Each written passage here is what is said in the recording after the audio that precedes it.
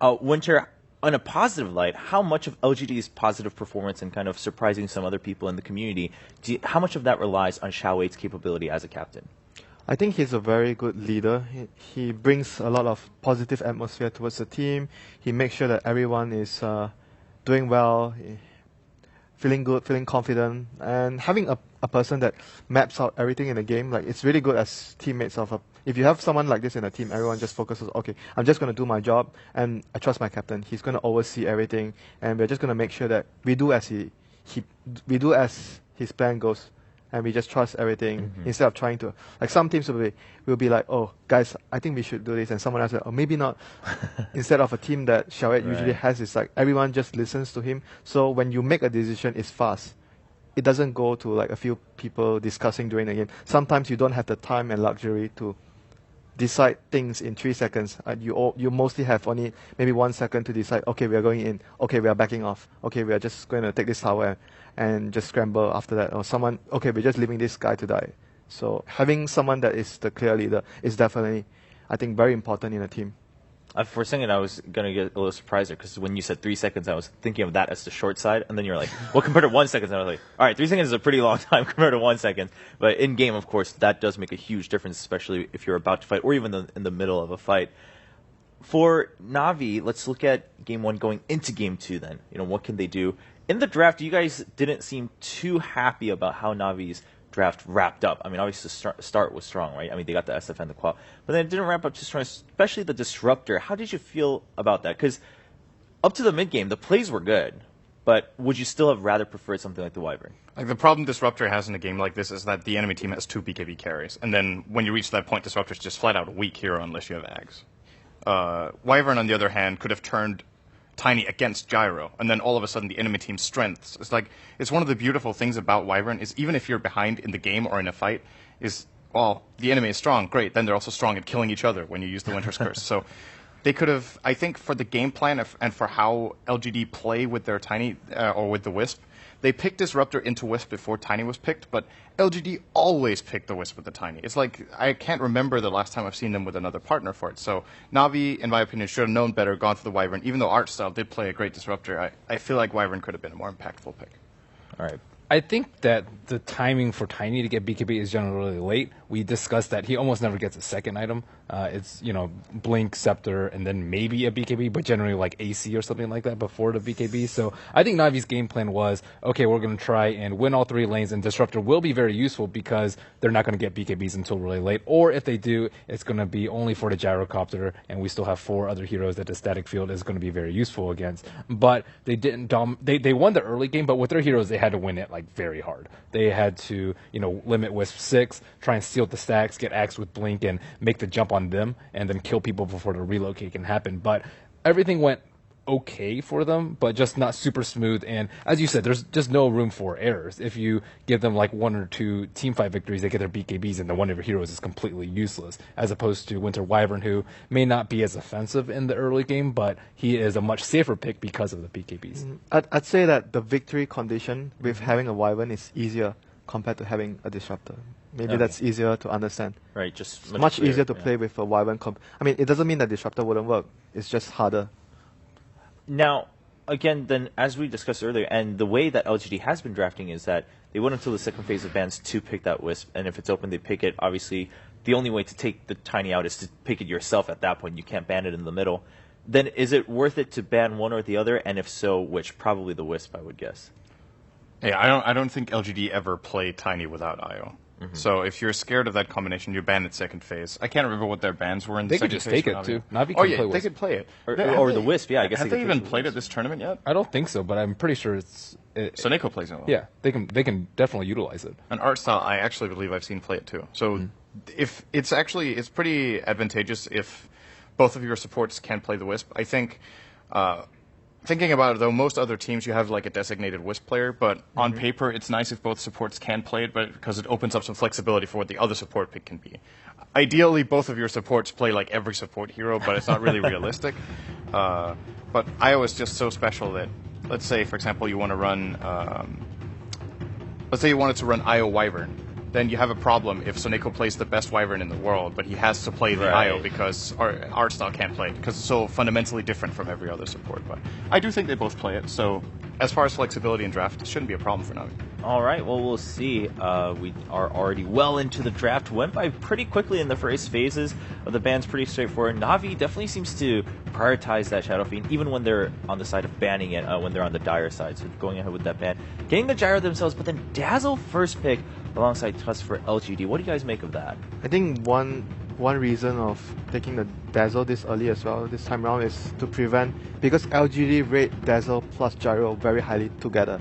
So once Navi opens the draft with a Gyro, they immediately feel that we have to take this away to avoid you having too much of a strong combination in your first 2 picks. Okay, slowing down a little bit after that Brood ban. Now LGD trying to think of it, and we do have that Wisp ban for Navi against LGD, taking that out, and the Spirit Breaker too. They didn't like having to deal with that. Charging in. I think a lot of the time it's a sign of weakness for a team if they just start, like they played a strat and you just start banning like 2 or 3 of the heroes that the enemy team played.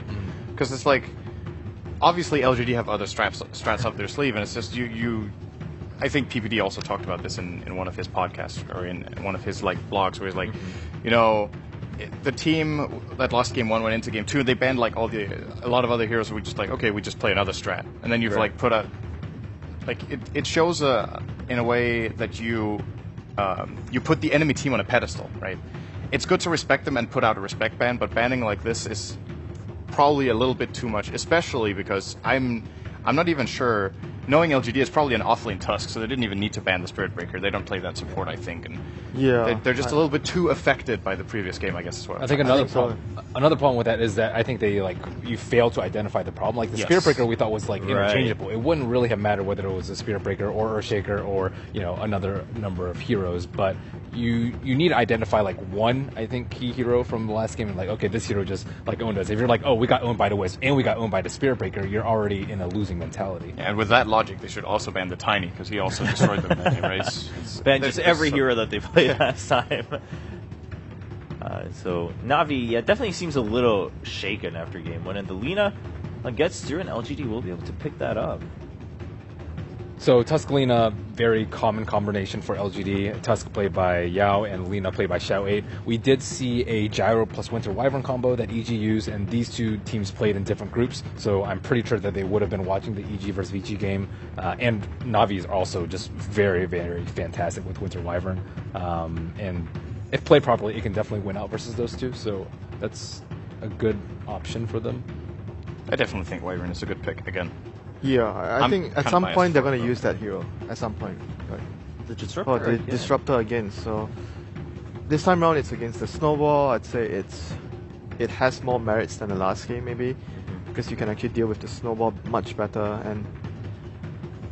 But then again, it's a weak support. It somehow falls to the category like Lion a bit, but it's not as bad as Lion at the start. But you're up against Tusk plus Lina, so the laning phase could be problematic for Disruptor. Yeah, they can just go into Disruptor, and Disruptor is really good versus a combination once you get 6, but getting to 6 is quite the task. MMY seems not unimpressed. Just sitting there yawning with the screen like, do your thing, Xiao 8. I'll play whatever. I mean, definitely has to be feeling pretty good now halfway through the week for LGD. Some people put them really high, and then on the other side, a lot of people said no, overhyped. People are just expecting too much from LGD, but they're pulling through. So what happens if you get glimpsed and then you skip into the Snowball right as you get glimpsed? I assume you're in the Snowball, right? I think, but I don't actually, because there's some weird stuff like, I think you can actually dodge if you go invulnerable or something like that, like Doppelganger, you dodge the glimpse. So I'd say it might be the same as that. I think Snowball full counters it. Wow. If you're getting glimpsed and you Snowball, you just don't move. It would be cool if you glimpse the Snowball away. And then you start rolling again. Didn't that happen to Brewmaster Ultimate? Yes, I was about to say there's a funny interaction where if you get glimpsed while you're using Primal Split, then your Primal Split just starts where you got glimpsed to. I think that's still the case, actually. I'm pretty sure that never got changed. So, that's pretty funny. Alright, well, Storm picked up by LGD, and then the Earthshaker coming out for Navi. Securing that for themselves, also keeping it away.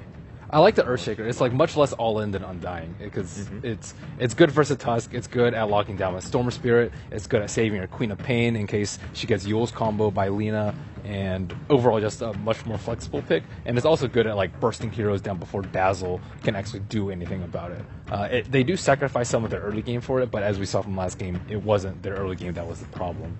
Yeah, this time around they have very strong team fight composition. Earthshaker, Disruptor, again like supports that excel at team fighting, but slightly weaker in the laning phase, but excel at the team fight. Wow, I think that's the second game we have Lycan here. I remember the first game was by, maybe third game. First game was by Na'Vi, then probably Complexity had one game as well. Yep, Yep. they did. So this is the third Lycan. I believe, in my opinion, LGG has one of the two best Lycan players in the world. They have Sylar, and the other one is Arteezy. But Secret hasn't played it for a long time, actually. But it's cool. It's always cool to see a Sylar Lycan. That's definitely something to look forward to. Now I actually think Axe would be a good pick because Axe is good versus Lycan. It's good versus Dazzle. It's pretty good versus Tusk too. It's actually also good against Storm. Yeah, but I don't know if they're going to turn to it just because it's like the same mentality as like, hey, we lost versus these heroes last game. You know, we lost with these heroes last game. They might not like it, but I actually think it's pretty good here. The laning phase, however, is the issue for Axe because if you leave the Axe on the offlane and their supports are not supports that can help him that much. I mean, you can fissure block one wave of creeps early on, so the Axe reaches level 2, but apart from that, these two supports it's very difficult to help the Axe. Okay, Darkseer also Wombo combo, so they are going all in for team fight. All in for team fight. All right. Yeah, well, this is... I mean, if they can make it work, it's going to look pretty spectacular, it sounds like. But at the same time, I mean, LGD has been looking strong. So at this point, all right, sure. So Na'Vi made it very clear what they want to go for. For LGD, what's the plan here with the Lycan being that last pick? I think their draft is very flexible. They can either go for, obviously, try if they get an early lead from the lanes, the storm snowballs, and they pressure the